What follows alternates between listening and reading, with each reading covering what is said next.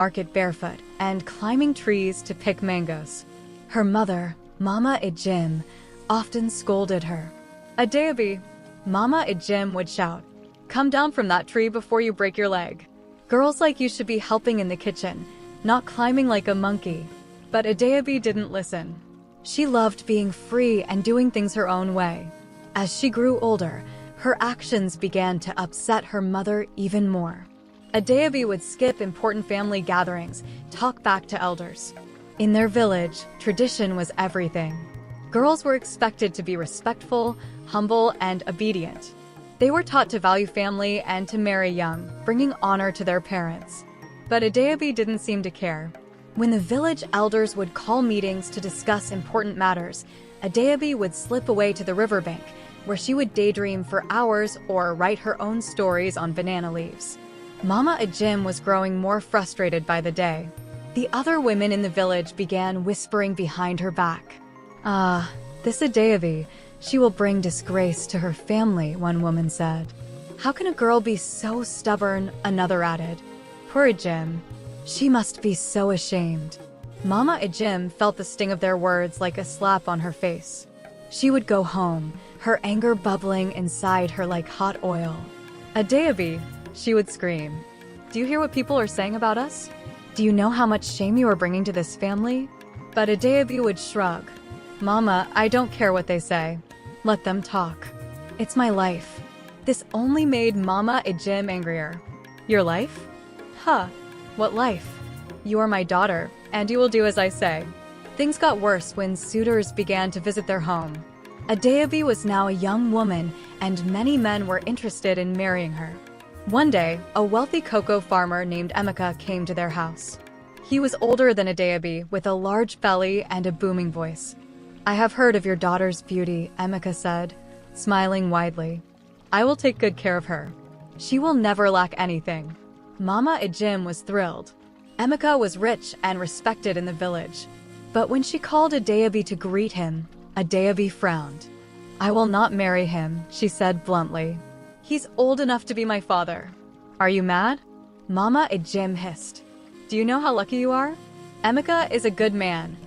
"I don't care," Adeobi replied. "I want to marry someone I love, not someone you choose for me." Emeka left angrily, and Mama Ejim was humiliated. After that day, no other suitor dared to come to their home. News of Adeobi's stubbornness had spread far and wide. As the months went by, the tension between mother and daughter grew unbearable. One fateful day, during a big family celebration, Adeobi refused to help serve food to the guests. Instead, she sat under a tree reading a book. When Mama Ejim saw her, she exploded with anger. "Adeobi, how do you sit there while everyone else is working?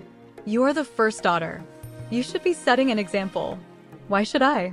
Adeobi replied, looking up from her book. "I didn't ask for the celebration. If you want to impress people, do it yourself." Gasps filled the air as the guests stared in shock. Mama Ejim's face turned red with shame. Unable to control her rage, she grabbed Adeobi's arm and dragged her inside the house. "You are a disgrace," she shouted. "No daughter of mine behaves like this, and no mother of mine tells me how to live my life." Adeobi shot back. Her words stung like a whip. In that moment, something inside Mama Ejim snapped. Years of frustration, anger, and embarrassment came pouring out of her. Without thinking, she screamed, "Adeobi, may you never know true happiness if you keep bringing shame to this family." The room went silent. Even Adeobi froze, shocked by her mother's words. But instead of apologizing, she laughed bitterly. "Fine, Mama. Curse me if you want. I don't care." She stormed out of the house, leaving her mother standing there, trembling. For days, Mama Ejim regretted what she had said, but her pride wouldn't let her call Adeobi back. Meanwhile, Adeobi packed her things and left the village for good. She was determined to prove her mother wrong and live the life she wanted. Years later, Adeobi had built the life she had dreamed of. Her name became famous in the city she had moved to. She was a sharp, confident woman who had worked her way to the top. She owned a successful clothing business, designing beautiful outfits that even the wealthiest women in the city adored. Her face often appeared in magazines, and her name was whispered with admiration in high society. Adeobi had married a man she loved, Ikenna, a gentle and supportive husband. They had 2 children, little Chisholm and her elder brother, Ibube. To outsiders, Adeobi seemed to have everything: a thriving business, a beautiful family, and a luxurious life. But deep inside, Adeobi felt an emptiness she couldn't explain. On sleepless nights, she would stare at the ceiling, her chest heavy with a sadness she didn't understand. She dismissed it as stress from work or the pressures of being a wife and mother. But the feeling never went away. Then, strange things began to happen. First, one of her largest business deals fell through without warning. A partner she had trusted suddenly turned against her, accusing her of fraud. Although she was innocent, the scandal cost her millions and tarnished her reputation. Next, her husband, Ikenna, who had always been her rock, started to grow distant. He spent more time at work and less time with the family. They argued over small things, and Adeobi began to feel alone in her marriage. The worst came when her youngest child, Chisholm, fell ill. What started as a simple fever turned into something more serious. Adeobi and Ikenna took her to the best hospitals, but the doctors couldn't figure out what was wrong. Chisholm grew weaker by the day, and Adeobi's heart broke as she watched her once lively daughter fade before her eyes. One evening, as Adeobi sat by Chisholm's hospital bed, tears streaming down her face, she began to think about her life. Despite all her success, nothing ever seemed to go smoothly for her. Every time she achieved something, it was followed by pain or loss.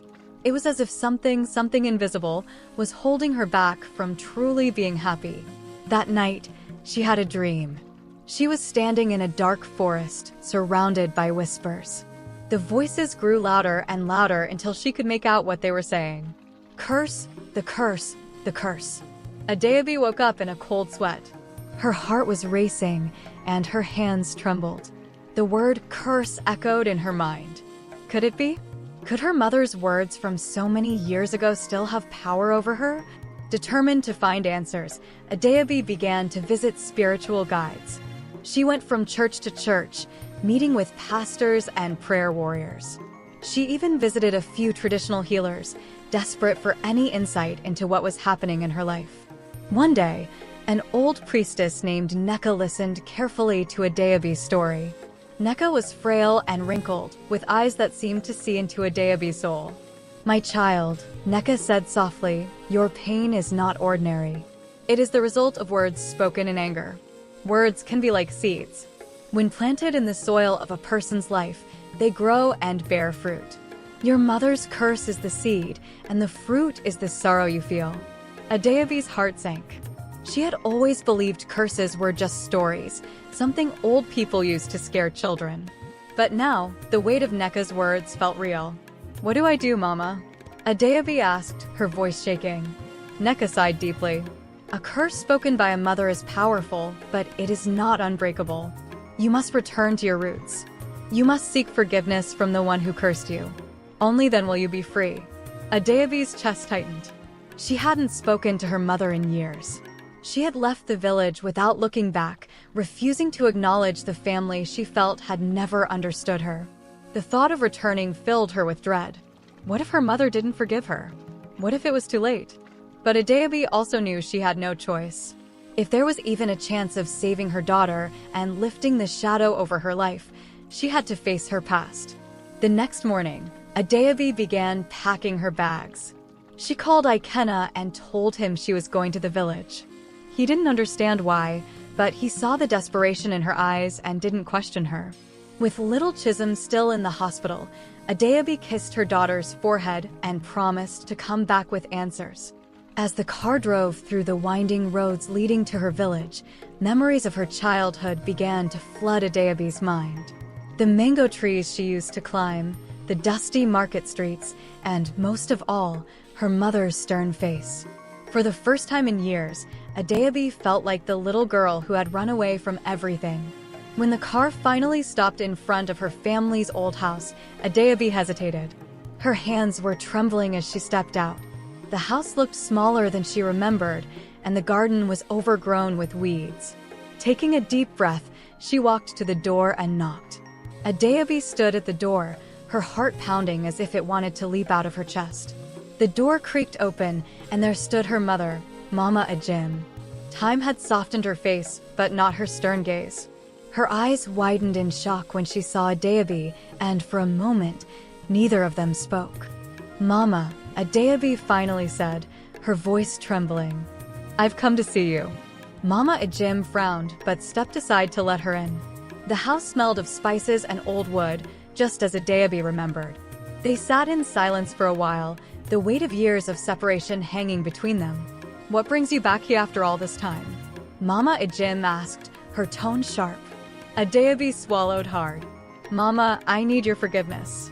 Mama Ejim raised an eyebrow, clearly surprised. "Forgiveness? For what?" "For leaving the way I did, for disobeying you, for everything." "And, Mama," Adeobi hesitated, tears welling in her eyes, "for the curse you placed on me. My life has been filled with sorrow, and my child, Chisholm, is very sick. Please, Mama, lift the curse. I beg you." Mama Ejim stared at her daughter, the pain of years etched into the lines of her face. Her lips quivered as she struggled to find the words. For a long time, she remained silent, her eyes shifting between Adeobi's face and the ground. Then, with a deep sigh, she spoke. "Adeobi," she began softly, her voice trembling. "Do you know how much pain you caused me? Watching you walk away from this house, from the family that loved you, broke my heart into pieces.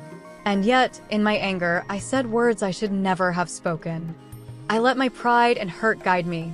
Adeobi's tears flowed freely now. "Mama, I know I hurt you. I was young and foolish, thinking I knew everything. But I'm not that person anymore. I've come back because I need you, Mama. I need your forgiveness, and I need your blessing."